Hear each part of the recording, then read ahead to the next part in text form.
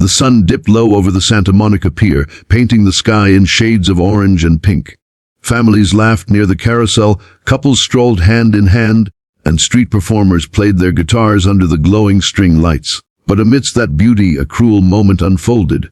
A girl in a wheelchair, quiet, fragile, and carrying the weight of scars both seen and unseen, was shoved forward as a group of teenagers laughed and sneered. One of them kicked the side of her chair so hard it jerked sideways, almost toppling her. "Move, cripple!" one of them shouted, their laughter echoing cruelly against the wooden planks of the pier. People turned, some gasped, but most looked away. What happened next would leave everyone speechless. For just when it seemed the girl was completely alone, the deep rumble of engines filled the air. One by one, motorcycles began appearing from the street leading up to the pier, their headlights cutting through the fading light. Within moments, dozens of bikers surrounded her like a wall of iron and leather. The laughter of the bullies was silenced, replaced by the thunder of compassion that no one on that pier would ever forget. But to understand how this moment came to be, we need to go back to the girl's story, to her struggles and to the pain that led her here. Her name was Lena, a 16-year-old girl with long chestnut hair often tied in a loose braid and eyes the color of stormy seas. Lena had been in a wheelchair since she was 9, after a tragic car accident stole not only her ability to walk but also her father, who had been driving that night.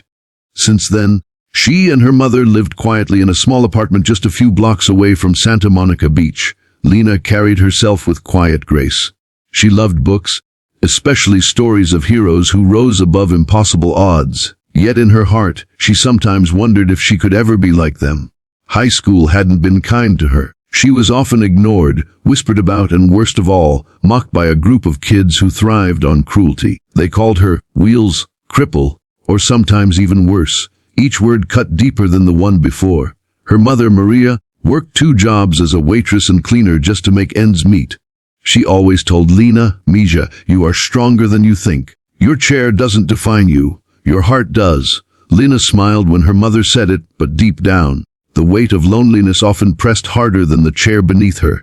One Friday evening, Lena decided to visit the Santa Monica Pier alone. She wanted to feel the ocean breeze, to hear the music of the waves, to remind herself that life could still be beautiful. Rolling slowly down the pier, she passed couples eating cotton candy, families watching the street performers, and kids laughing with their friends. She tried to soak it all in. For a moment, she almost forgot the pain of school, the isolation, and the cruel voices.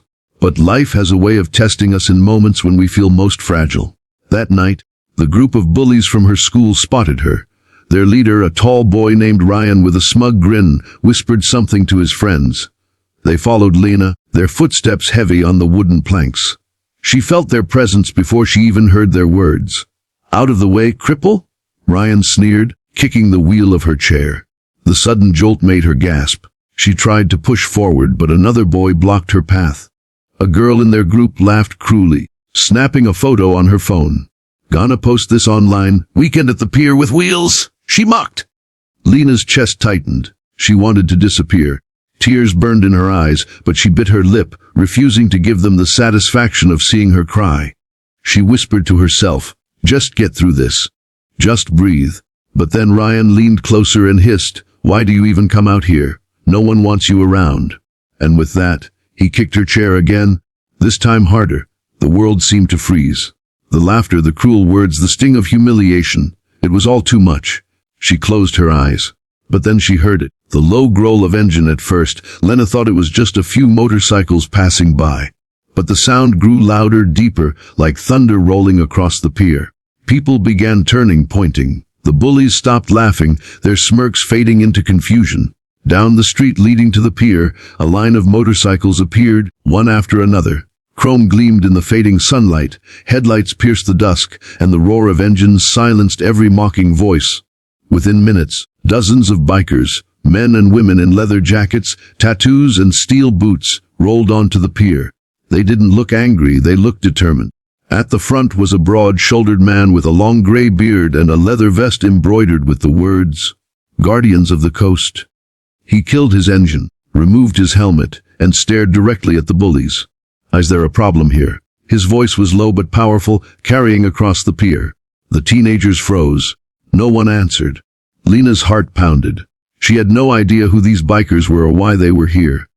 But when the leader dismounted his bike and walked toward her, something in his eyes told her she was safe. He crouched beside her chair and asked softly, "Are you okay, sweetheart?" Lena nodded, though her lips trembled. "I am fine." The man glanced at the bullies, his gaze sharp as steel. "Doesn't look that way to me." Behind him, the other bikers parked their motorcycles in a wide circle, forming a wall around Lena. The pier had fallen silent, every bystander watching. Ryan muttered something under his breath, but his bravado was gone. His friends shuffled nervously, realizing they were outnumbered and outmatched. The biker leader straightened.